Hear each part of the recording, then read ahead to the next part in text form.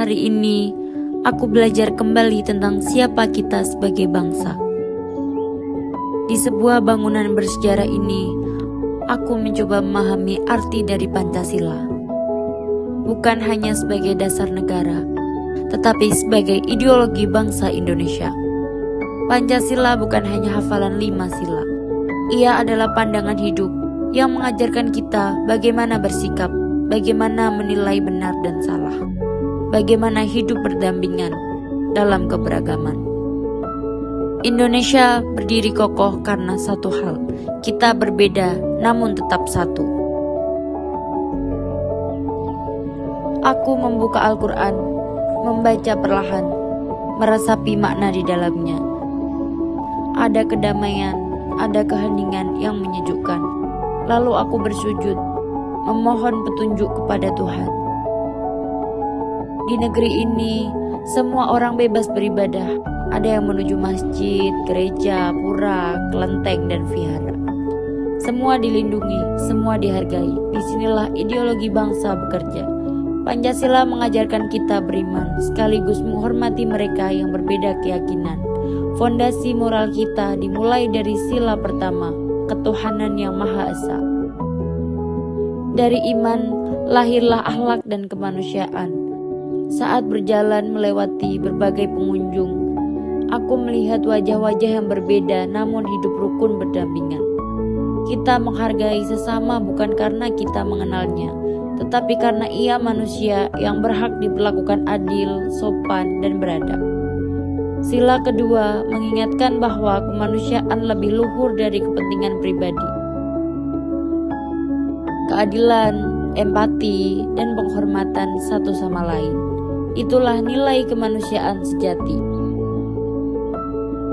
Lawang Sewu bukan hanya bangunan, tapi saksi sejarah yang menyimpan cerita panjang bangsa.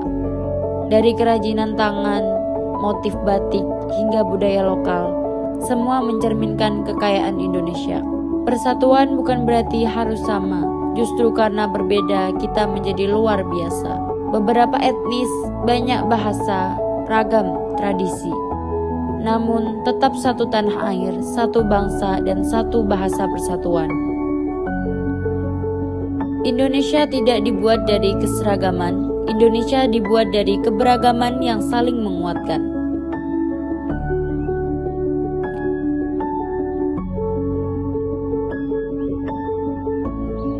Saat menatap layar ponsel, aku melihat berita, komentar, perdebatan yang tak pernah berhenti.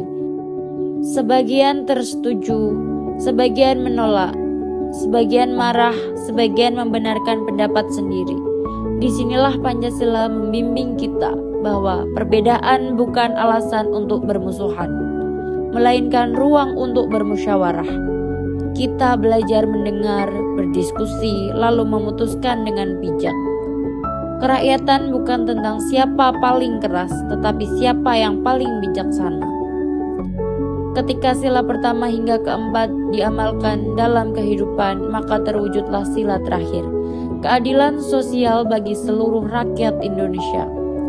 Keadilan untuk petani di sawah, untuk pedagang yang bekerja keras, untuk anak muda yang berharap masa depan, untuk semua yang ingin hidup layak.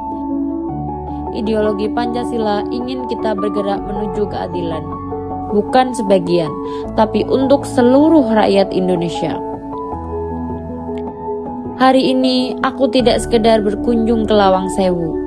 Aku berjalan menelusuri nilai-nilai bangsa, dari ketuhanan, kemanusiaan, persatuan, musyawarah, hingga keadilan.